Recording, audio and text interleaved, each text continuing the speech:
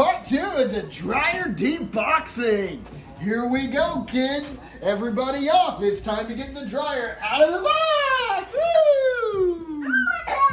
All right, and right it down. Woo! Okay, kids, don't play with knives at home. But for this next part of our dryer unboxing, we need to slice this bad boy open. Remember, Dad rules for knives. Never cut towards you or another person.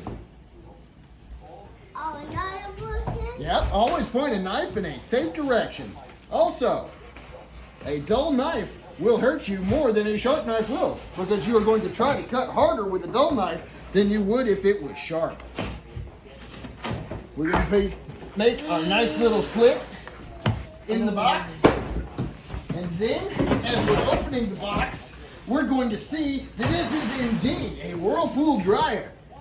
Whirlpool dryer. With a big drum! A big drum. And a lint catcher! Woo! Let's just be honest, Wow. really anticlimactic.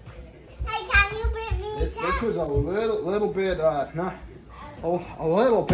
worth all of the hype, I do believe.